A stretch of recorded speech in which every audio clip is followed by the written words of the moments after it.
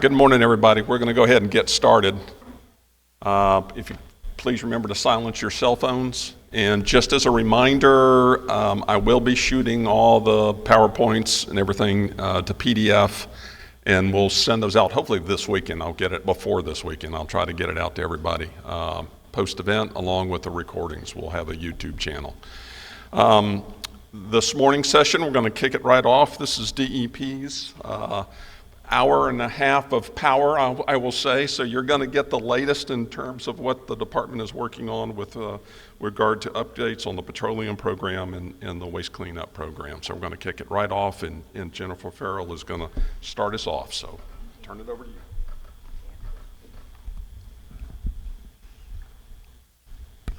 Hey, good morning, everyone. Thanks for sticking around. Last day of the conference. So Jennifer Farrell, Waste Cleanup Program Administrator, and this morning I'm going to be talking to you a little bit about what our program does, and then I'm going to pass it off to Mubeen Darji, who is she's our Environmental Administrator over the Waste Site Cleanup section, and she's going to be talking about some more technical program updates, and then we're going to pass it off to the Petroleum Restoration Program, Billy Hessman and James Treadwell, who are going to give you an update on the Petroleum Restoration Program. And we're just going to ask that you hold your questions to the end, and we can try to address them as a group at the very end of the presentation. So here's the dreaded org chart. Probably can't read it, but the four main sections in the Waste Cleanup Program are the federal program section, the site investigation section, our brownfields and circlet site screening, and our waste site cleanup section. You'll notice that there are, in fact, 5 boxes under the waste cleanup program, and that's because the very last one says dry cleaning solvent cleanup program, which is a program within the waste site cleanup section. So, and again, I'm just going to spend a few minutes on each one of those individual program areas and let you know what we do in those programs. So the federal program section oversees the environmental investigation and restoration of sites using applicable state and federal regulations. The goal is to work collaboratively with our federal partners and stakeholders to streamline and expedite cleanups and to allow reuse and redevelopment of federal facilities.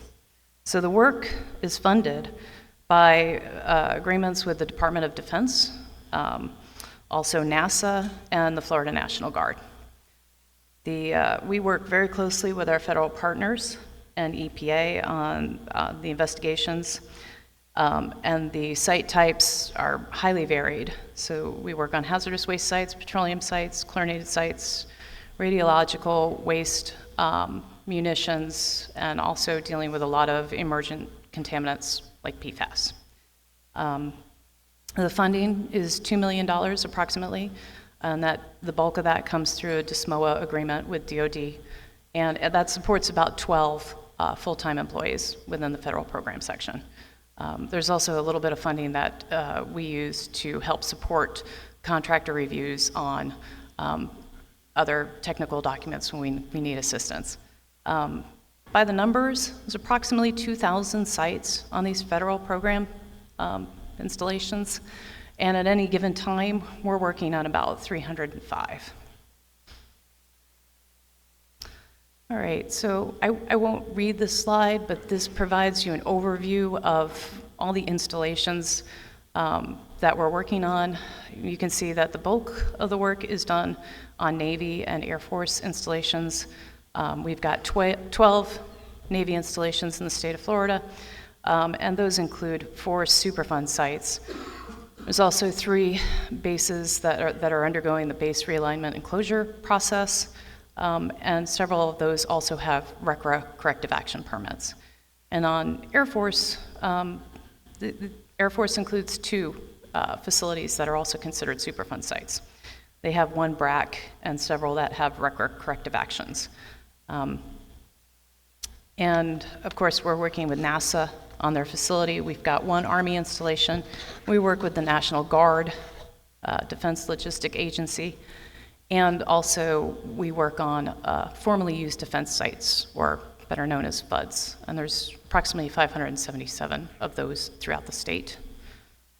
All of those are not active, however. So, and this slide just provides some pictures of the varied sites we get to work on. So the picture on the left is of the, it's a former U.S. defense site in the Keys, Fort Zachary Taylor, that was a Civil Era War fort. So really, really interesting how to clean up that historic site. And the other two pictures are actually of the Naval Training Center here in Orlando, and that site has undergone the BRAC realignment closure process. And you may know about that site. It's won several awards for the redevelopment going on there. All right, the next section I want to talk about is our site investigation section. The goal of that section is to identify sources and characterize contamination throughout the state. SIS operates a geoprobe rig. They also have 4 support vehicles and a range of drilling equipment. The section itself has 11 full-time employees. Funding is provided through the Water Quality Assurance Trust Fund, and they've worked on over 850 area investigations, and at any given time they're working on 20 to 30 sites.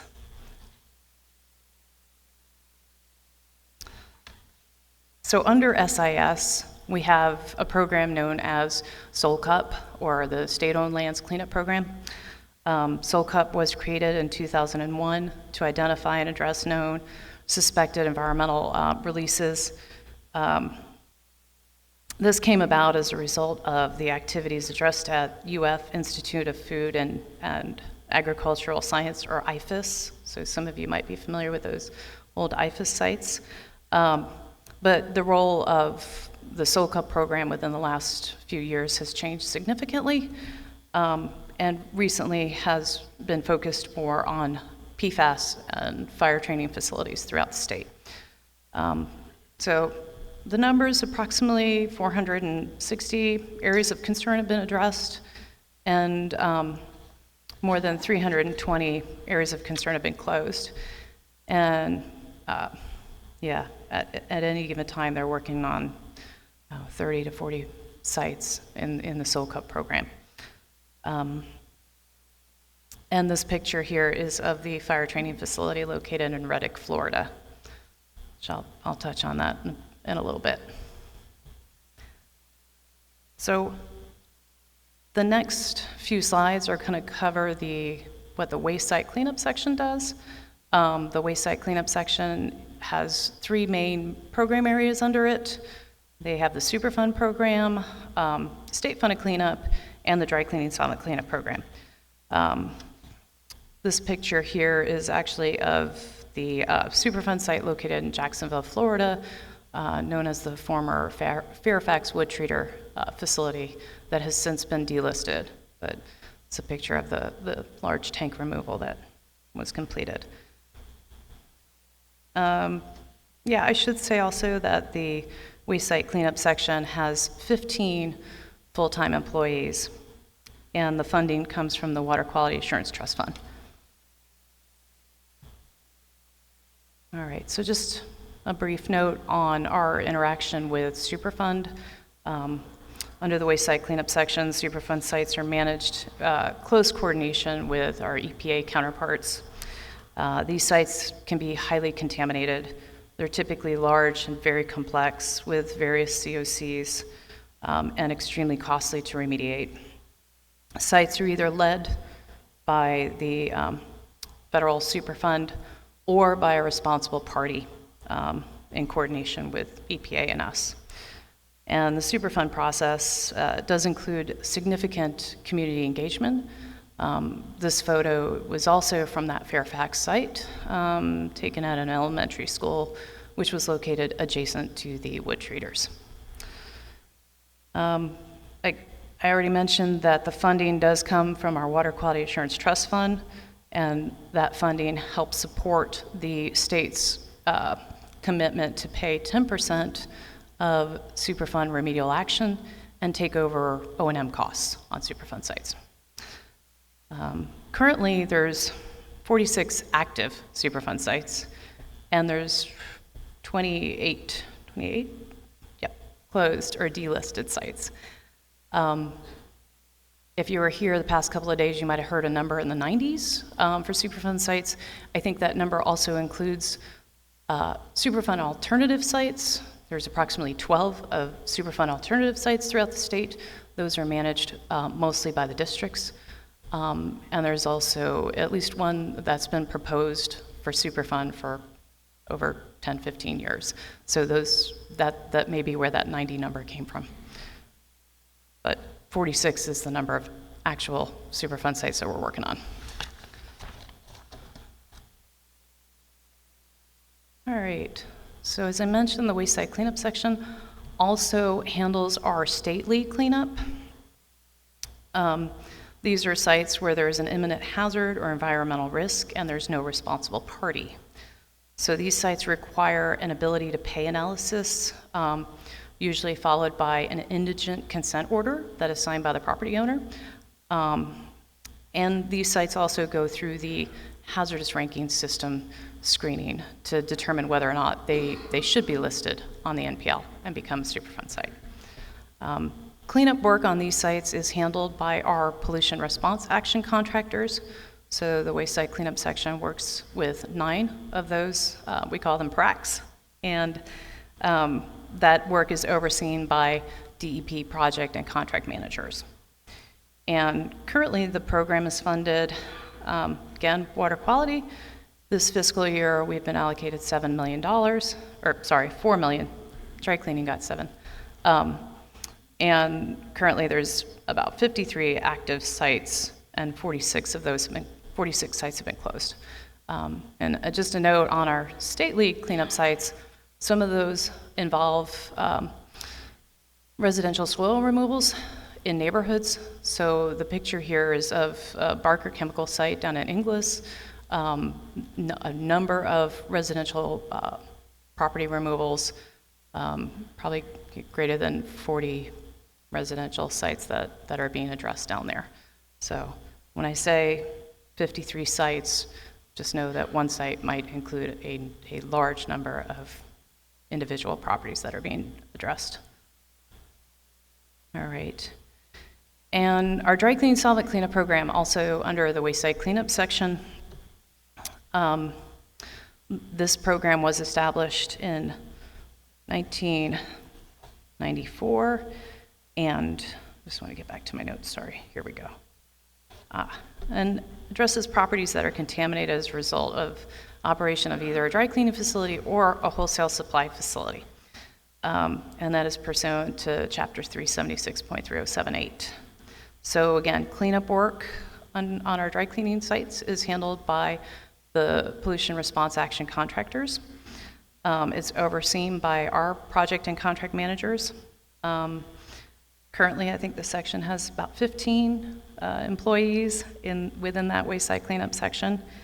And there was 1,418 sites that were determined eligible, and of those, we're working on approximately 363 sites, and 314 have been closed.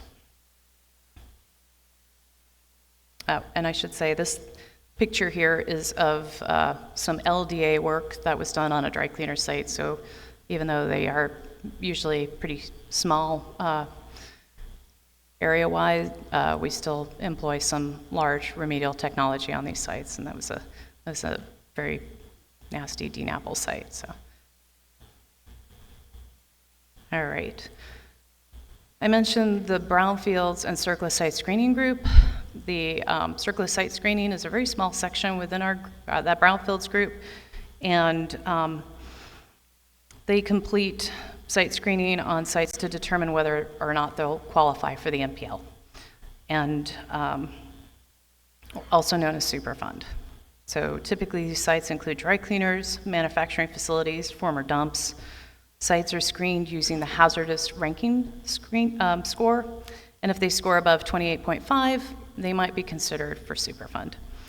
But more likely after they're screened, they either go into our state-funded cleanup program or back to the district for enforcement, where EPA and the state can determine no further action.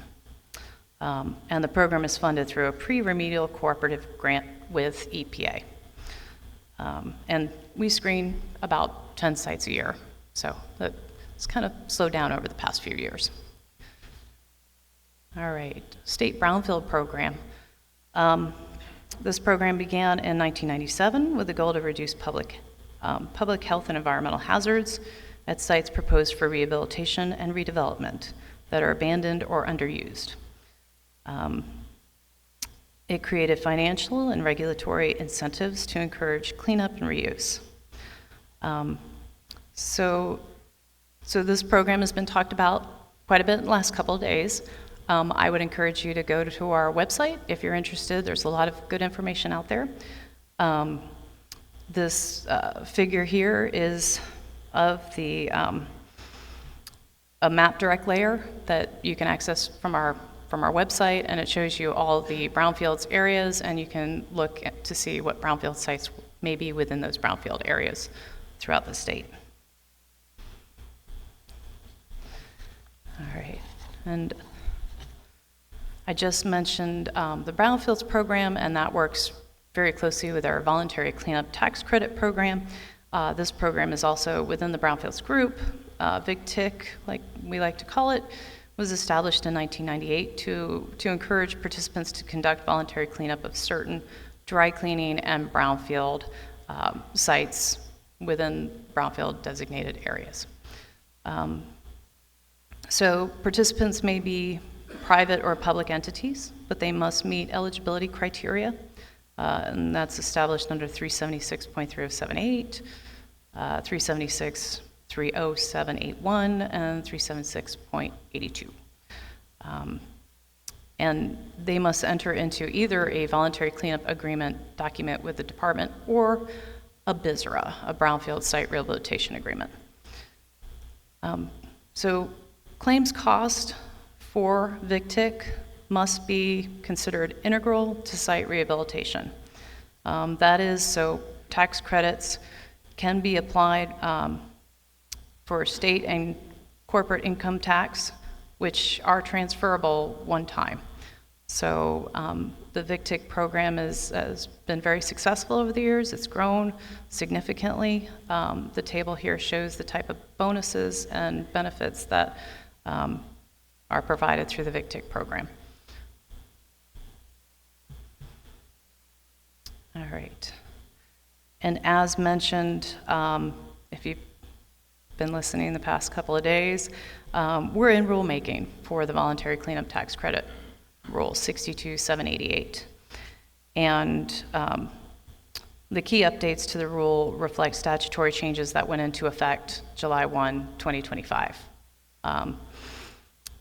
And this rule is also going to clarify criteria for costs and provide language that's intended to assist with the application process. So for more information on the rule changes, again, I would encourage you to go to the website.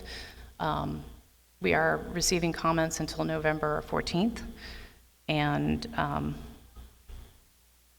let us know. And I saved my last 3 slides for, I couldn't leave without talking about PFAS. First slide is related to the work that our site investigation section has completed on fire training facilities and former fire training facilities. Of the 30 fire training facilities we've screened throughout the state, 27 of those exceeded our provisional groundwater cleanup target level, which is 70 parts per trillion. And 29 out of the 30 would have exceeded the EPA's MCL, which is 4 parts per trillion. So we have completed 3 very large source removals at 3 fire training colleges. The stats are listed here on the slide. I'm trying to think. The total cost for all 3 was approximately $4 million. And in total, the removed soil was around 5,212 tons. And the soil waste all went to Emile, Alabama, trying to anticipate some questions. And if you do the math, that comes out to about 767 per ton for removal. I can tell you the T&D costs on the three ranged from about 350 to 500 per ton, just for the T&D. So, yeah, we have done some excavation on these fire training facilities.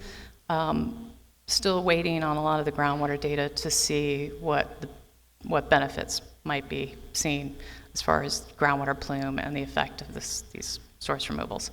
I will say that the Hillsborough and the Palm Beach one, those were both completed within 30 days.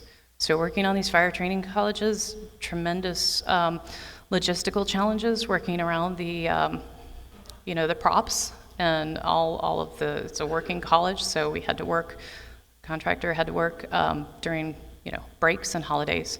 And so those two removals were done within a 30-day time frame, which was huge. All right. And here are just some more stats on PFAS. As you may know, Waste Cleanup Program has been screening a lot of sites for PFAS since approximately 2018 is when we really started our PFAS work, and we're finding it. So the numbers presented here are compared to our provisional groundwater cleanup target levels, so that's 70. So on state funded, about half are above that provisional number. But if you compare those sites to the MCL that EPA is proposing, it's almost all of them. And that goes for dry cleaner sites. We've screened 3 Superfund sites. All 3 were also dry cleaner sites, and they were above the provisional cleanup target level. And we've had some brownfields and surplus site screening sites also screened for PFAS, and we have sent out a large number of off-site notices for PFAS. So, and my last slide here is just, again, on some of the coordinated effort that we've been undertaking. Again, since 2018, we've been working really closely with DOH, and whenever we find a site that was above our provisional number, we would trigger DOH to go out and do well surveys, and they would sample those private wells, mostly private wells. And because of that effort, DOH has sampled more than 1,300 private wells. And of those, again, comparing to the 70 number, it was approximately 231 that were above. I can tell you that the number is probably closer to 600, 650 if you want to compare it to the MCL. And we also work very closely with our DEP Water Supply Restoration Program. This group has received funding to assist private entities with providing them with either bottled water immediately, but more importantly, hooking them up with a filter if they're above 70, but they also will address sites that are above the MCL. So private homeowners whose wells have been impacted, if they're above 4, yes, we can put a filter on those wells. And the last item I've got here is section 376.91, which is Florida statute on per and polyfluoral alkyl substances, and that indicates that the department will enter rulemaking if EPA has not proposed an MCL by January 1, 2026. So I think you guys have heard there is an MCL proposed by EPA. It's there, but EPA has also indicated that they're going to enter into a rulemaking to retract the other PFAS that were included in that rulemaking and finalize it. And I believe their EPA has announced that they're going to put out a rule in the fall and finalize it in the spring. So we're really waiting on that uncertainty to be less uncertain. And hopefully that will happen this spring. And then our water folks would have to adopt that as the state MCL, and then we would adopt by reference the MCL as a cleanup target level under 62777. So a lot of uncertainty there. Hoping that some of that becomes less uncertain, like I said. And that's all I've got. And I'm going to pass the mic off to Mubeen Darji, who's going to talk to you about more interesting things, technical and remediation related. So.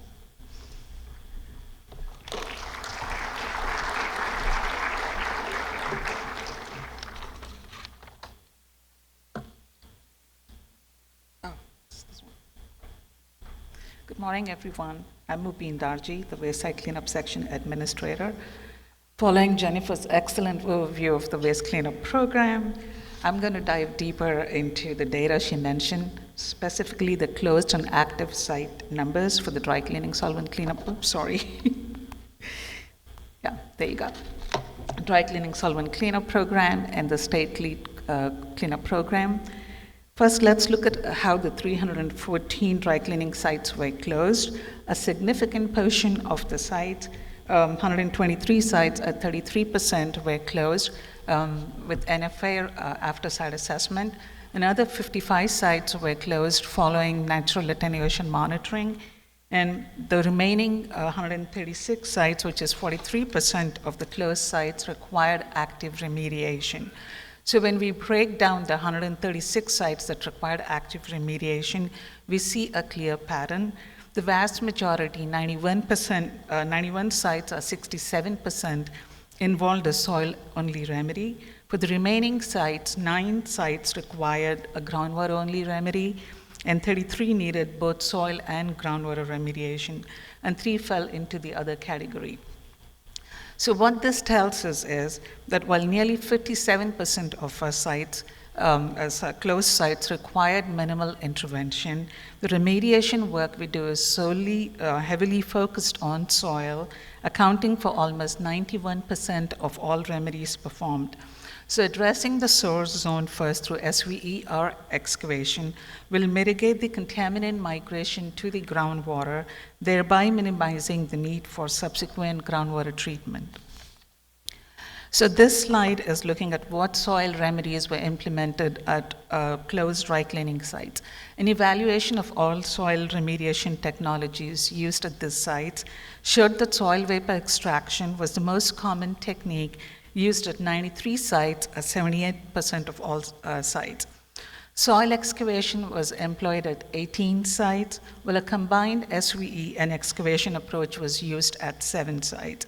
Sediment was also removed from storm drains at 2 sites. Photos to the right highlight the challenges associated with remediation at dry cleaning sites, which are often active businesses with limited space. These constraints sometimes make it difficult to install SVE wells and often require conveyance piping to be run above ground along walls and ceilings. So when it came to cleaning up groundwater at closed dry cleaning sites, 7 different remedies were used. In situ bioremediation was the most popular choice, implemented at 19 sites, which is 35% of all groundwater remedies. 2 other methods, pump and treat and air sponging, were also commonly implemented, each at 10 sites, followed with multi-phase extraction at 3 sites, while ISCO and ISCR were each selected at 2 sites. The other remedial action included cleanouts for septic tanks, lint traps, catch basins, and storm drains. So this slide looks at how state lead cleanup sites were closed. A significant portion, 36 sites, or almost 78% of the sites were closed where a remedy was implemented. 9 sites got a no further action, and 1 site was closed following natural attenuation monitoring. A closer look at the implemented remedies showed that over 60% addressed soil contamination exclusively, and the additional 11 sites required remedies for both soil and groundwater, while 3 sites addressed only groundwater issues. So again, what we saw was that almost 78% of the closed sites required remedial action, and like dry cleaning sites, the remediation work is focused on soil, accounting to almost 92% of all remedies performed. This is it's a review of the closed state lead cleanup sites, to identify the predominant soil and groundwater remedies. For soil, excavation was used at 32 sites, soil vapor extraction at 3, and a cap was installed at 1 site. For groundwater pump and treat was selected at 12 or 80% of the sites, air sparging at 2, and in situ bioremediation at 1. It's also important to note that some sites utilize more than one remedial technology, for both dry cleaning and state sites. So now let's look at the other numbers, data that Jen mentioned about active sites. This pie chart illustrates the distribution of the 363 active dry cleaning sites by cleanup phase. A significant portion of the total active sites, 173 to be exact, are currently undergoing assessment. This category includes sites where initial assessment is ongoing, including those sites where an interim source removal, excavation, or soil vapor extraction has been previously implemented as a presumptive remedy to expedite remediation. The other major component of the chart is comprised of 154 sites in post-remediation monitoring, where a soil or groundwater remedy has been implemented, but the sites have not met the no further action criteria for closure. There's 24 sites in design, 10 sites in O&M, 10 sites in construction, 18 sites in O&M, and 40 sites in monitoring only. So analysis of the data from closed dry cleaning sites reveals that remediation work is heavily focused on soil, accounting for almost 91% of all remedies performed. Soil remediation, specifically soil vapor extraction, is a crucial element of a cleanup strategy at active dry cleaning sites.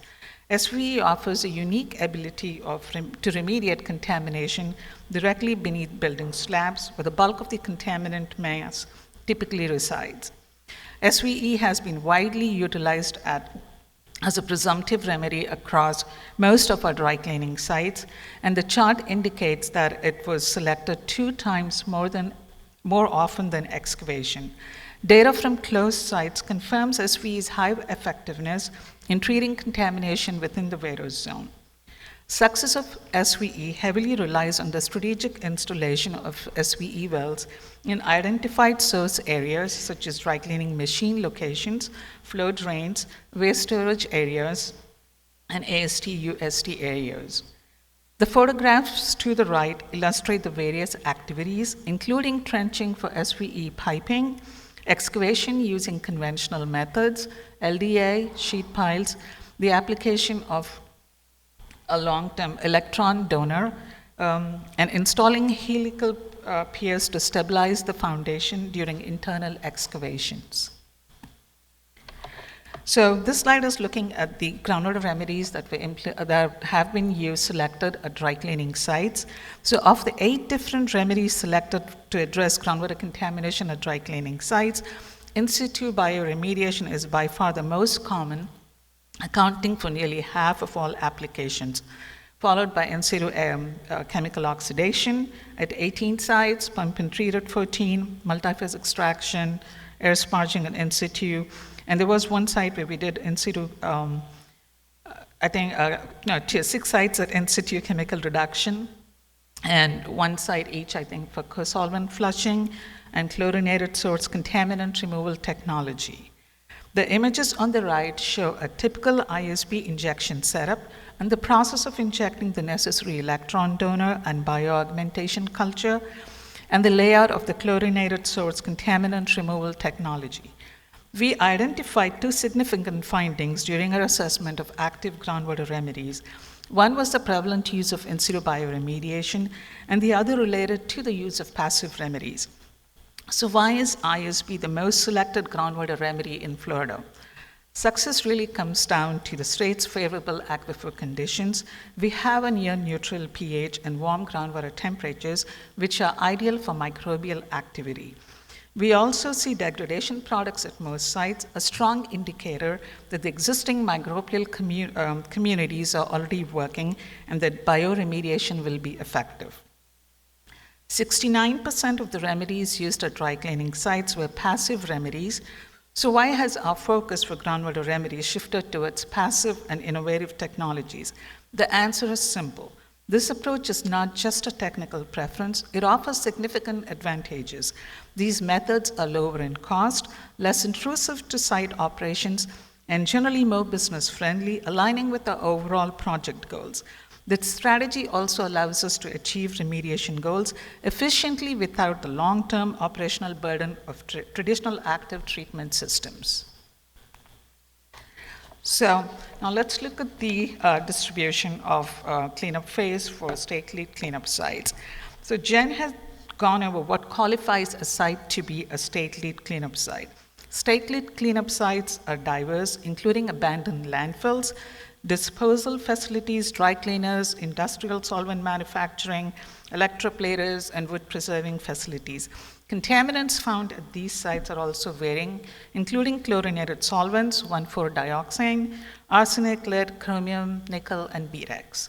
The pie chart illustrates the distribution of the 53 active state lead cleanup sites by cleanup phase.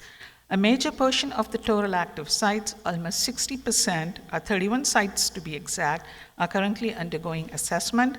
This category includes sites where an initial assessment is ongoing, including those sites where an interim source removal excavation SVE has been previously implemented as a presumptive remedy. The other major component of the chart is comprised of 29 sites in post-remediation monitoring, where a soil or groundwater remedy has been implemented, but the site hasn't met the no further action criteria for closure. These two charts illustrate the remedies selected to address soil and groundwater contamination. As you can see, excavation was the most frequently selected remedy for soil, with over 88% or 82 excavations. Of these 82 excavations, 63 were implemented at just 2 specific sites, which will be discussed in the next 2 slides. And I think Jen mentioned both those sites, Barker Chemical Company and Fairfax North. For groundwater remedies, a total of 6 different technologies were selected.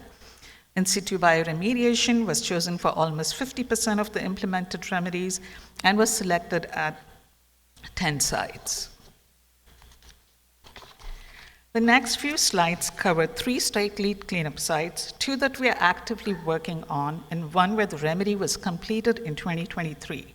State sites can be as complex as Superfund sites, sometimes requiring extensive excavations of contaminated soil, even in people's yards. The series of photos to the right provides insights into the practicalities of residential excavation and the careful planning and execution that goes with it. This slide focuses specifically on the Barker Chemical site in Inglis, Florida. The BCC phosphate processing facility operated there from 1904 to 1931. The operation's pyrite cinder waste, which contained arsenic and lead, was widely used throughout the community for road construction and weed control, leading to widespread soil contamination. The original 471-acre Barker site was subdivided into residential lots during the 1930s. Now it's composed of 2 main areas, the 96-acre Garden Mall Court, which is the bottom picture, and the 375-acre former Inglis Road areas. Today, it has diverse current uses, including residential, commercial, industrial, and agricultural. So we established a priority ranking list which identified that 74 parcels needed remedial action. Due to the sheer size of the site, we are implementing the assessment and remediation in a phased approach. The goal of active remediation at BCC is to remove all accessible soils that exceed our action levels for arsenic and lead. As of October 2025, we have completed assessments at 31 properties and remediation at 28. This slide focuses on the Fairfax North State site in Jacksonville. The site is north of the delisted Fairfax Street or Treater Superfund site that Jen just mentioned in the previous few slides. From 1980 to 2010, Treaters LLC operated the adjacent Superfund site that pressure-treated utility poles, pilings, and heavy timber items using the treating preservative chromated copper arsenate. The CCA contamination was found on residential and school properties surrounding the Superfund site and most likely resulted from the migration of hazardous substances via uncontrolled overland runoff from the site. The remedial strategy plan identified 45 residential parcels needing remedial action. So the Fairfax North site is made up of 45 residential parcels located in approximately 6 acres. The site consists of residential parcels with single-family home, multifamily homes, or vacant properties. The goal of active remediation is to remove all accessible soils that exceed arsenic levels for action levels for arsenic. As of October 2025, we have completed assessment at 38 properties and remediation at 35. The photographs to the right illustrate the activities conducted on residential properties, highlighting the logistical and access challenges in working within constrained urban environments. So demonstrated in these photos is remedial work conducted at the 5-acre omnibus landfill site in Pensacola. The site is in a predominantly residential area. The landfill property is bordered by the former Clark Sand Pond to the west, the railroad to the north, and residential area to the east. The site operated as an unpermitted commercial landfill until 1972, accepting various debris and then accepting wood chips and washed sand from a turpentine-producing facility in 1977. The use of the landfill ceased in 1977 and received a notice of violation in 1980 for improper closure.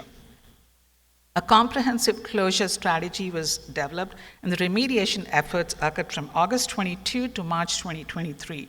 The project involved cleaning the site and relocating the existing waste soil to stabilize the slopes, installing a final cap composed of an 18-inch infiltration soil layer and 6 inches of topsoil, stabilizing the northwest slope with compacted soil fill and 280 tons of riprap, hydroseeding 4 acres, and installing 1,600 feet of security fencing. Post-closure maintenance and monitoring are ongoing. I'd like to conclude this presentation with photos illustrating both the view of the Clark Sand Pond from the landfill site and the successful completion of the remedial action. Thank you.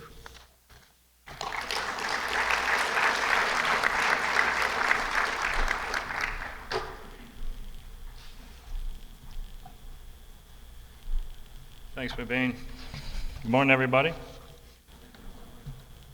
If we haven't met, I'm Billy Hessman, and I'm the program administrator for the Petroleum Restoration Program. Moved in this position in July. You guys probably know Natasha Lampkin. She transitioned to our assistant director, so excited to be here. For the petroleum portion today, I kind of just want to talk about some of the high-level stuff, some of what our focus is for this fiscal year, and kind of the big news around the program.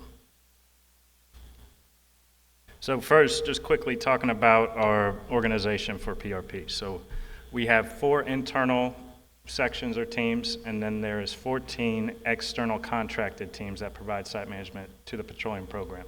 So for the 4 internal staff or teams, teams 1 and 2 are site management teams, but they also conduct some specialized program management areas. For team 1, they're managed by Kristen Sapp, and they also oversee our advanced cleanup program, and they negotiate all of our performance-based cleanup contracts for all of PRP. Team 2 is supervisor is Ken Busen. They coordinate all of our site access requests for PRP as a whole. They oversee the forensics contracted work, and they manage the Petroleum Cleanup Participation Program, or the PCPP program. That work involves negotiating and executing those agreements with applicants and getting them eligible for the program. Team 3 This is my former section. This is the non-agency term contract section managed by Alex Weeks, who's new to PRP. These non-ATC contracts are contracts that we have with local governments and 2 private teams to provide site management services to PRP, because as we'll see in a few slides, we're managing over 6,000 discharges throughout the state. So in order to get all of those discharges assigned, we need to contract some site management support so they're adequately overseen. Team 4, Jamie Luton is a supervisor. That's our agency term contract section. The big news for them is this past August, we executed new cleanup contracts with 56 vendors for statewide services. So we're happy to have that project completed. Looking forward to the good work we're going to do under those for the next few years. So that's kind of our organization of PRP. The first sort of big update for PRP is this past April in 2025, PRP lowered the funding threshold to 0, which put all eligible sites within funding range for PRP. So, I mean, given the size and the history of the program, this is definitely a stage we're excited to be at, to have now every single site that's eligible for state funding within scoring range and able to be worked on. So, with that, lowering the score opened up the ability or eligibility for an additional 606 sites that were below funding range. So our focus with these sites now is to get site access secured at all the sites that just went into funding range, then quickly assign them to one of our agency term contractors and get them assessed as soon as we can so we can progress these sites down the 780 process towards closure. So this is our dashboard kind of status. This was as of early September for eligible discharges. So as of early September, we had closed 13,000 or so discharges have been issued SRCOs for state funding. We had 6,264 active discharges undergoing site rehabilitation, then 322 were awaiting to begin site cleanup activities. These are the sites that just went into funding range where we're still working to get site access. I checked this number yesterday and we were down to around 190 awaiting, so we're making good progress in that regard. And that's definitely a point of emphasis for us right now, is securing site access at all these remaining sites so we can get going on those.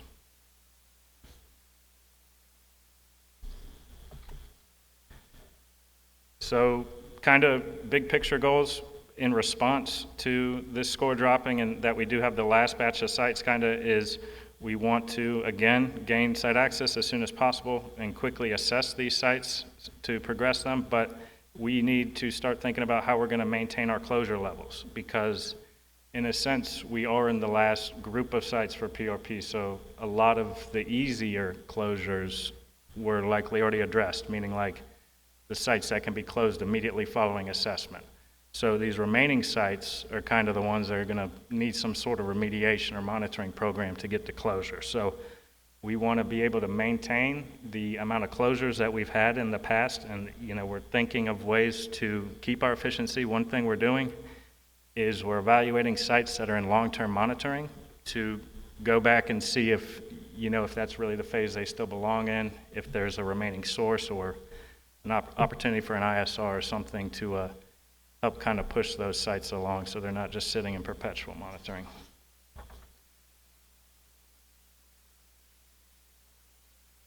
So the other kind of big update for our program this year, and it really kind of supports our other stuff, was as a result of some recent legislation, came from the General Appropriations Act, which says that co-payments and deductibles will not be assessed and monetary caps for sites will not be enforced for the fiscal year period for PCPP and PLRP eligible sites, PLRP being Petroleum Liability and Restoration Insurance Program. So what this does essentially is it makes all of PRP's funding programs fully funded with no monetary cap for the fiscal year period.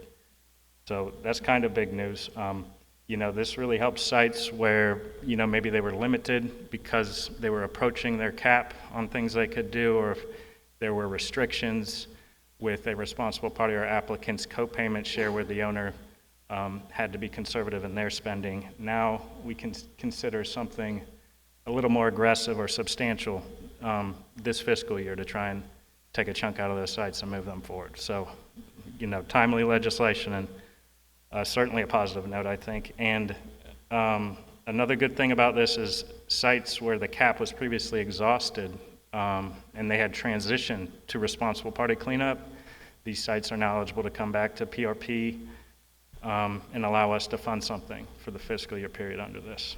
And this grace period, as we call it, is applicable to any purchase order issued by the PRP during the fiscal year period, July 1 to June 30th, 2026. So next, we'll talk about some program metrics. These are things that we kind of look closely at to make sure that we're being efficient and we're making progress and identify areas that might need some extra attention. And I'll also go through our current funding situation. So the status of assessments in PRP. So, now that we have this big push to get all of these new sites quickly assessed, it's kind of useful to look where we are as the program as a whole, as far as completing assessment on eligible sites. So of the 6,500 or so eligible sites for PRP, we have conducted initial assessment activities on 97% of those. So those sites are fairly well characterized as far as how contaminated they are. 2% still need some initial assessment, and then 1% is currently ongoing. So I think this is a positive thing in that we do have a good idea of, at least the level of contamination in 97% of our sites, but this initiative we are kind of working on to get that 97% up to 100% as quickly as we can.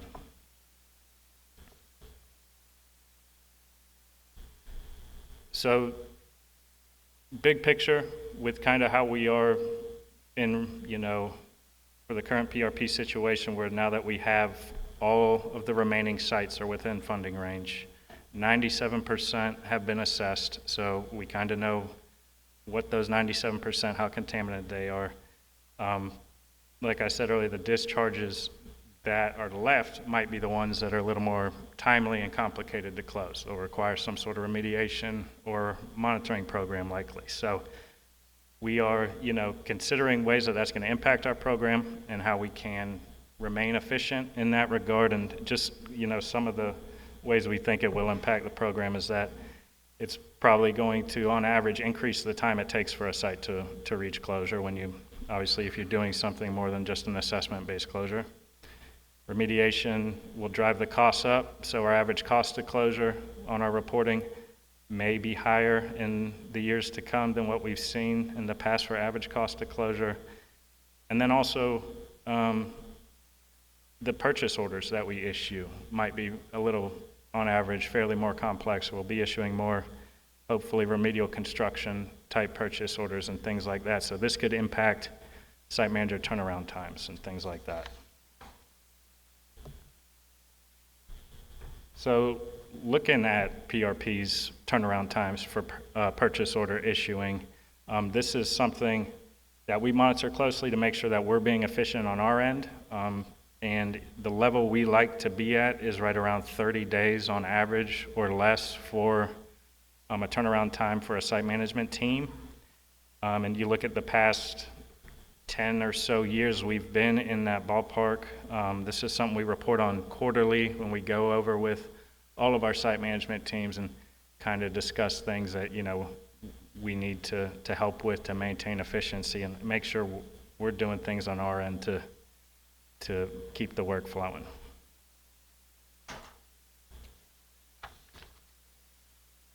Total purchase orders issued. This is another big one. This one is for new work that's being issued. We issued tons of change orders, but the purchase orders are really the ones we like to see the most. This is, we're issuing new work at a site when you see a purchase order. Over the past 8 years, we've been between probably 3,000 and 3,800 per year. So this is another sort of report that we go over with all of our site management teams to talk about, any difficulties we're having in issuing purchase orders or what sort of progress and efficiencies we can improve on. I think with now we have a little more active sites than what we've had in the past. We would like to see this number be on the high end for the current fiscal year.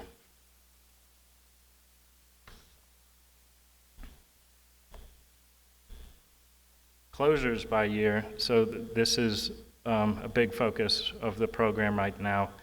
For the current fiscal year, this report is through September. We had 71 discharges closed to date. I think just like I just checked yesterday, I think we're in the mid-90s now. But if you look at the past 3 or 4 years, that's kind of the level we want to maintain. That's 250 to 300 per year. So that's kind of the level we want to keep pace with. And I think we are sort of on that pace for this year through the first quarter. You'll see the graph kind of has some high outliers. Those are associated with past assessment initiatives that we completed to identify those sites that could just be closed immediately following assessment under our LSA program. So yeah, again, a lot of those easy ones have kind of been cleared out, and that's reflected in this graph.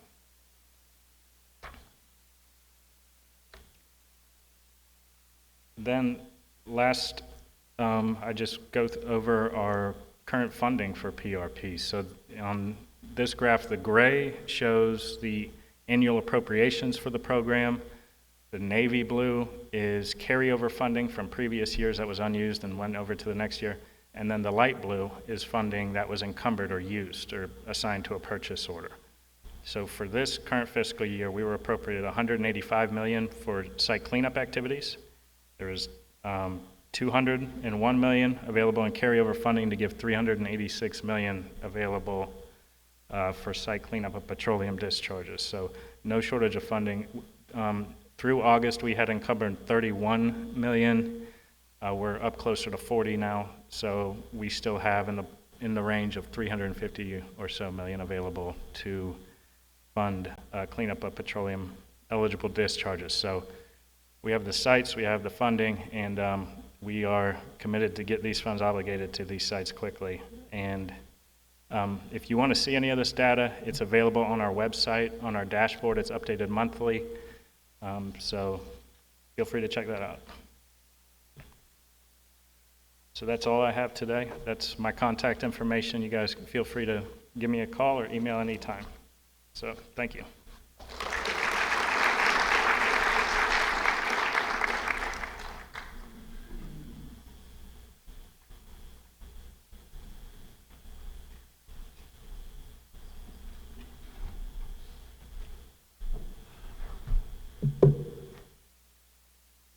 I'm James Treadwell, the PE in Team 3. We oversee the local programs and the private teams. And I'll start with a question. Why did the chicken cross the road? Okay, why can't a chicken cross the road without having its motives questioned? Okay, that was completely unnecessary. But why do we do what we do? Mostly it's about properly closing sites. So that they're protective. We want to close the sites. We have 6,000 and something in petroleum I work in petroleum, that we're working on. And we want to properly close those so they're protective, human health and the environment and those things. And in the process of closure begins before you think you're ready to close. Like in post-active remediation, we should be looking at all the parameters we need to sample for. What are we going to need to do to close the site when we get to that point? And this, so to begin PARM, we need to make sure we're done with active remediation. And if you turn an air sparge system off, within days at the most, it's done. You're not in remediation anymore. Some of the when we do some of the injections, it's harder to determine when they're done. You sample for the UIC parameters is a good indicator of when you're moving from active remediation, even though the injection was done maybe months ago, when you're moving from active remediation into PARM. But this is what I was talking about, to be closing even before we get there. When really, the beginning of PARM is probably the latest time we should be looking at all this data. Make sure there's no soil samples that need to be repeated or confirmed. We forgot about an EDB hit or a lead hit years ago that might have to go back and be confirmed. And it's inconvenient if we wait until we're doing a closure package to then discover we got to do some more MOBs, and the landowner's angry and the lawyers are angry and all that, and we have to do another MOB, or we have to do another quarter of sampling maybe because something was left out. So we should be looking at that proactively, trying to close the sites. So this is pretty much what I said. Look at their lab samples. And lab samples that don't meet the CTL don't really tell us whether something's contaminated or not. And we may have to repeat some samples to get a better CTL, PQL, better MDL or PQL. And we do have to go back and do those sometimes if we can't logic our way out of them. I talked about this. Historical soil contamination has to be dealt with somehow. If it was excavated, then it needs to be shown, and like when we get a closure package, which is part of this. Which ones were excavated, which ones were confirmed to be clean, which ones were cleaned up by the SVE system. So there may be some confirmation samples around an excavation to make sure we got everything we thought we were getting. And then we can also SPLP and TRPH speciation to make some of those go away, hopefully.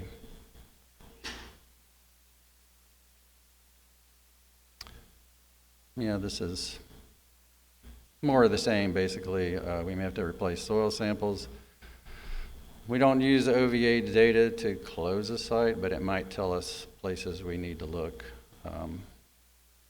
And we may have to put in some, we want representative samples. That's subject to a lot of judgment.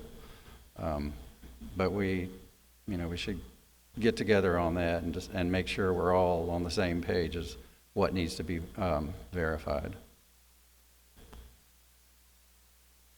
That's, like I said, you may need some professional judgment or lines of evidence if something isn't fall out cookie cutter according to the way you want it done per the rule.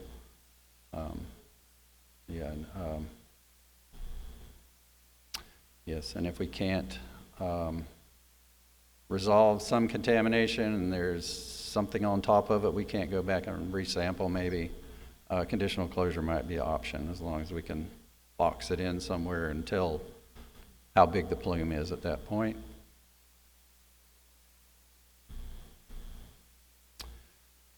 So in PARM, groundwater sampling, it's generally 4/4 of PARM, the last two being clean. Some interim source removals, you may only need two samples meeting NFA criteria. And if there was no groundwater contamination, in assessment or prior to remediation, you still need one groundwater sample. I don't really know of a scenario where no groundwater sample is required. And we do get these proposals sometimes that assume that. That's where a lot of this came from, is I see a lot of closure packages, and some of them are not complete, in my opinion. So now your PARM's done, you're doing the NFA proposal to get to closure. So it needs to explain how we're met. Don't just say, oh, we're done. We meet 62,780. How, like I talked about in some of the other slides, how did you resolve the soil? Is there still soil left? Is there still groundwater still left? Did you sample or EDB years ago, or isopropyl benzene, and it was there. Now you got to go back and look at it again, unfortunately.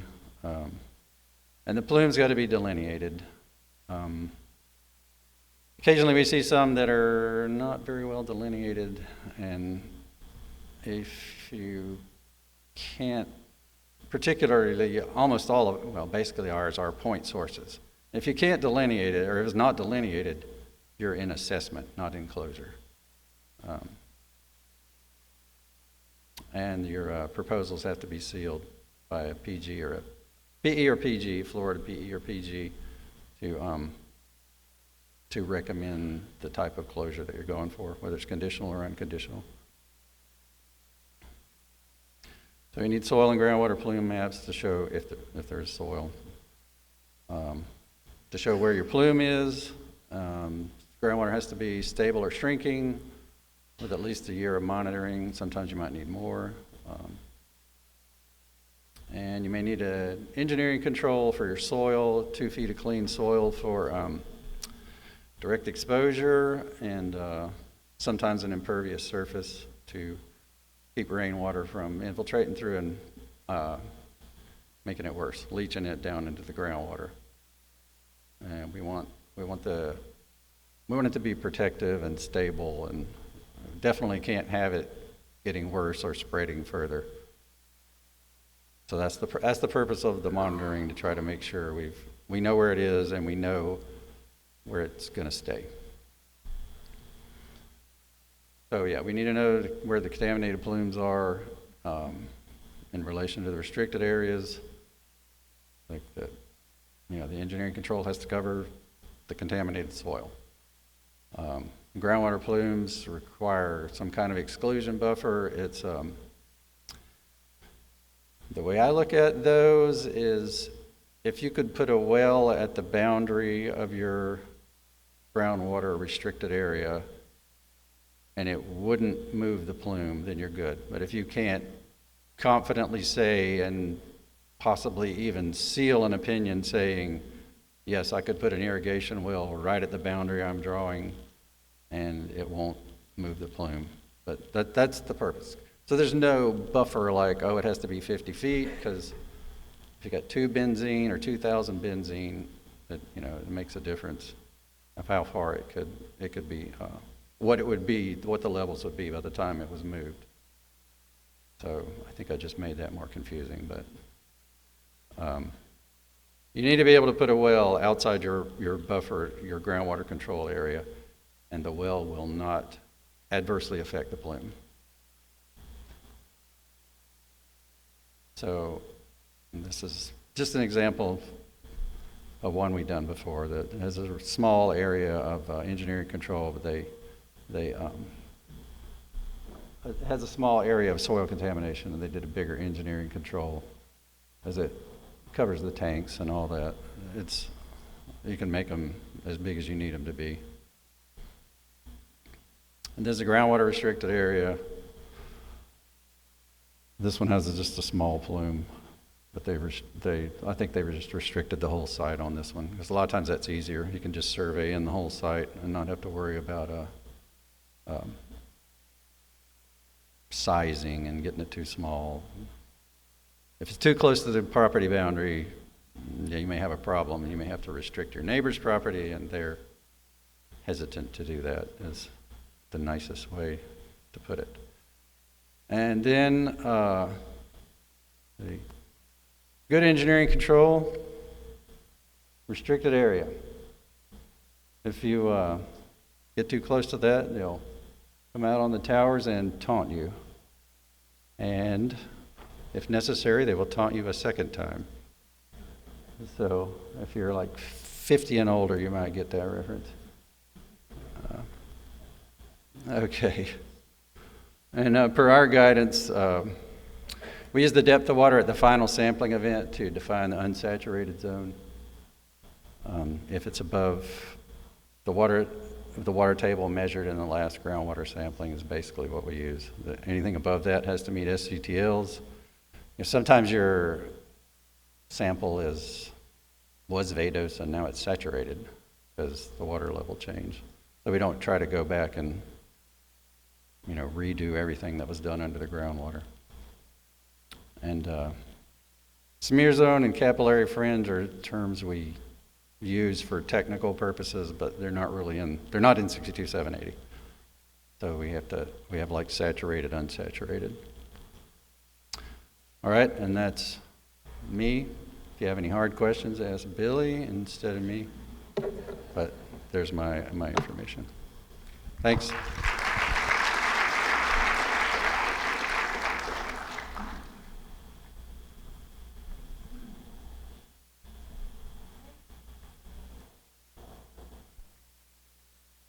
Hello, there we go.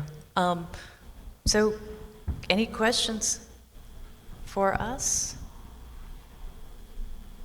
You guys ready to check out?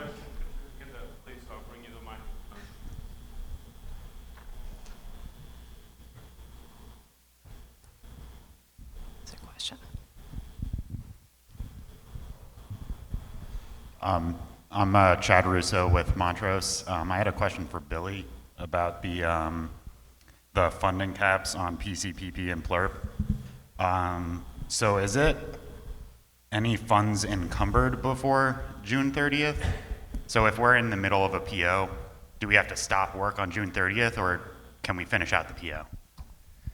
So the grace period applies to any purchase order issued after July 1 through June 30th. So if you had one issued in a previous fiscal year, I would look for a stopping point on that PO so you can issue a new one to get those grace period terms involved for that site.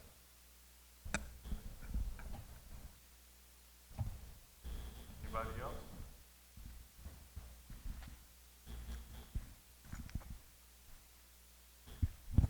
Thank you.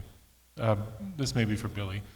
I noticed that you had carryover money year on year and getting significant now, and you're ambitious to burn that, but having not burned it for 2 or 3 years, can you elaborate a little bit on that? Why we got so much carryover, and now the mountain is bigger this year to burn that? Can you help us with that? For some of the uninitiated that may not know what's going on. That's a good question. I think I would probably like to refer with Natasha. I just came in this position in July, so the historical things sort of like that. I could get back to you on that one. Is this one thing about that, if I can add, no matter how much money we have, there's only so many drillers and so many site managers and so many site access agreements. So that's part of the reason. There's only so much work we can get out the door. But we were trying to spend it. We are trying to spend the money. It's a good thing to have money, but yeah, we would like it to go faster.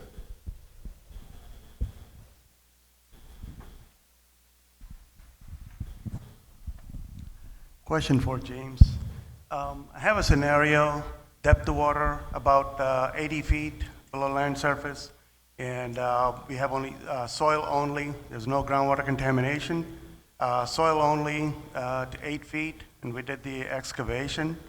So we still need one set of groundwater sampling required. You said after excavation, if there was no previous groundwater, so we go ahead and install a well to 80 feet or 100 feet to take that one sample? It sounds like it. That's site-specific, hard for me to say without looking at everything. But if it's never had any contamination, never had any groundwater contamination, it should come down to one groundwater sample. Okay. So if there was a NAM or something that was done and groundwater came out clean, we took care of the soils after that, we still have to go get one clean groundwater sample. Yes. Yes, you still need one. Are you excavating the soils Yes. to deal? Yeah. Yes. You still need one. Okay. Yeah, by the letter of the law, you need one. Yes. Thank you.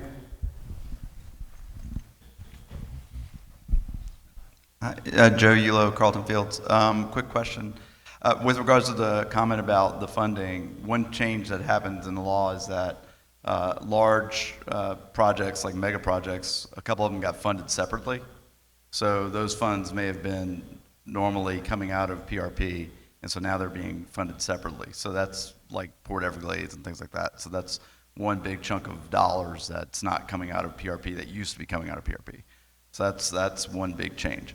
And then as far as my question, with the new contracts for the agency term contractors, I know that's kind of going through the process, and I guess at this point, are all those contracts signed, and are all the new POs happening under the new contracts? Yes, that's correct. All 56 contracts fully executed, and we are only issuing new work under those contracts at this time. So we are fully functional and working under those contracts.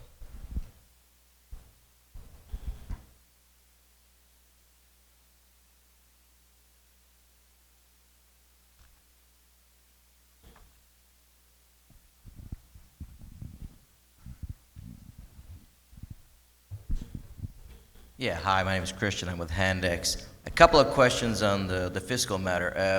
In regards to the ATC contracts, has it been established like when the escalators, the increases for the yearly increases are going to be met?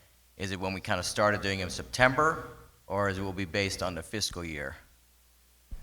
I would direct that question to the contract section, Jamie Luton. Okay. And if you would like to email me that, we can give you that time frame, and I can respond to you in email. Also, you know, we have that 325 cap for sites, and we're going to be moving towards electricity. You know, contractors are now paying electrical costs. Is that going to be factored into that 325 when we're setting these designs up and such? You're referring to the utility payments? Yeah. Yes, those are part of the purchase order amount. So yes, they are, but I mean, I can tell you we're looking at that 325 threshold to see what we can do, and we'll likely have some news coming out soon on that. Yeah, I know that 325 has always been a stickler, and it's been around for so long. One thought was always like getting rid of the O&M portion, that last task O&M portion, which then could save you $50,000, and now electricity, you'll add another $15,000 on that. So I think that's one option too, because I know that 325 is the whole state, and that's hard to move, but taking away the quarter required on these contracts to do could help us save money and also work us to get under that 325.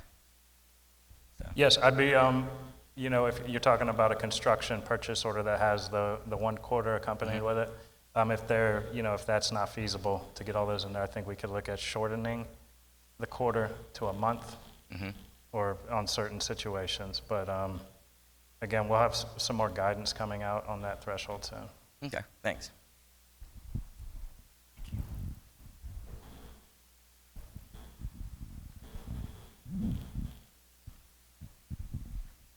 Hi, Lee Taylor with Taylor Environmental Consulting. I have a question about the one sample that's required after an excavation.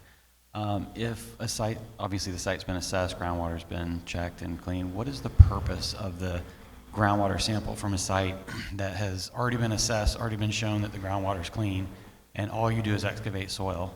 What's the purpose of the one extra groundwater sample? It's in 62780. It's a requirement. Yeah, I just didn't know if you and I are old enough that we should remember making that, and I didn't know if you knew what the purpose was behind that. No, it's probably just to make sure we didn't make it worse. I mean, in a scenario where you're 60 feet from the water table, it's probably academic.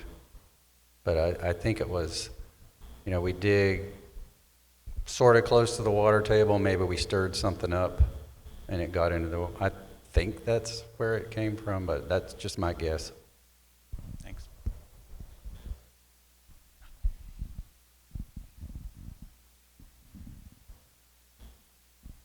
Anybody else?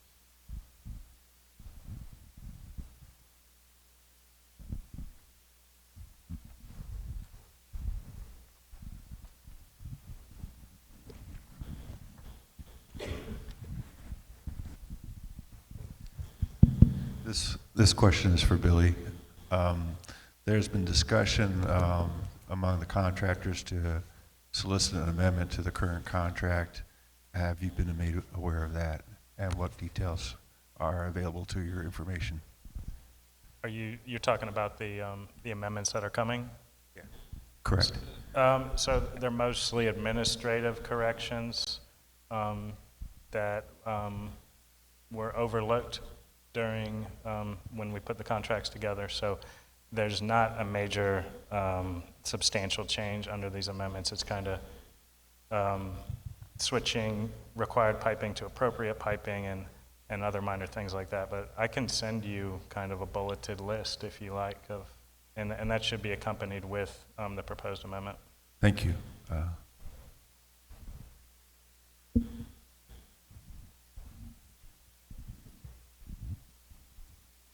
Last call, anyone? I'll be right with you, sir. About that question about the one well, when it's just soil. DEP has approved that, not sampling the water on a site. This was a non-PRP site. We were removing PCB contaminated soil, and there had been some chlorinated solvents in the groundwater before, but they still approved it. I was trying to look up to see, because I couldn't remember if the rule about that, I can't remember if it ends with a comma when necessary or unless proven unnecessary. So if someone has a case like that, I think you make your technical case as to why it really shouldn't be necessary. I can't remember if the rule has that wording, but I think that might have been the basis for it. It looks like Tracy might have an answer for you. Sorry. Hold on, let me get this. Go ahead. Yeah, I don't know. I'm Tracy Jewsbury in the Central District DEP. I have approved that, and the way I was taught to look at it when I started 20 years ago at DEP was if you're not disturbing the soil or disturbing anything that would lead to a change in the groundwater contamination, then like obviously the digging to 8 feet in the groundwater at 80 feet, you would think there would be no impact at 80 feet. The other thing I think I looked at recently was groundwater was going to be left in place, contaminated groundwater. Groundwater was like at 2 feet, and all the soil was being removed, a cattle dumping vat situation. And since it was going to be, a lot of wells removed to remove the soil, then the groundwater was obviously impacted before, going to be impacted, hopefully less impacted with the soil removed. Then we didn't require all the wells be replaced and sampled 4 more times or 2 more times, because we did have if you followed the rule, the groundwater contamination before the excavation was there, you'd remove wells and then resample them. But it kind of, it's just close the site with controls. So I think we have, I don't know if just because we're in waste cleanup, it's a little bit, not petroleum rule, follow the rules. The other thing I wanted to say is when there's an engineering control, we've had an issue with people saying, I'm going to remove it, I'm going to put an engineering control. We really want that in a full remedial action plan. Like, it's not just a standalone document. So that we have an engineering control maintenance plan when soil is put back in place. Sometimes that's an afterthought and thrown in, and that can throw off the approving the no further action with controls or SRCR report, site rehabilitation completion report. Does that answer your question? Okay. There's, in that paragraph, there is I don't know, maybe not know the exact words, but it says something about unless DEP determines that it's unnecessary. So I don't really like to bring that up, especially on a site-specific thing I haven't seen. But there is, however it's worded, there is something in there like where at DEP discretion or something. I think so. It's somewhere in there it says unless DEP has determined that it's unnecessary, which maybe we could in some cases. And that may be, just because we did something doesn't mean it was right, but we may have done it based on that in the site you were talking about. Question back here? Yeah, good morning, Jamie. Quick question. Is DEP looking into sites where we have chemical injection? We cleaned up petroleum contaminants of concerns, but we are stuck with EOIC. Can we close in condition closure, or do we any guidance coming up from DEP regarding that?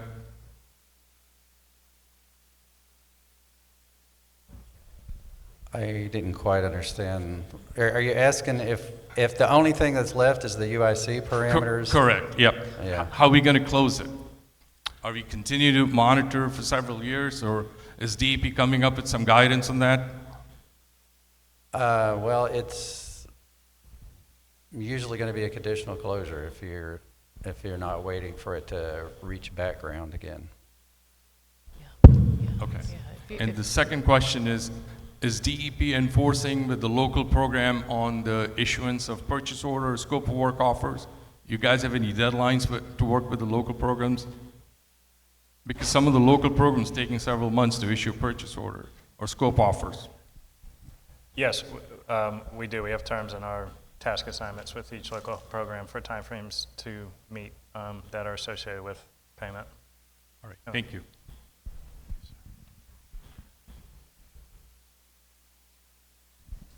Anybody else? Ladies and gentlemen, let's give them a round of applause. Thank you.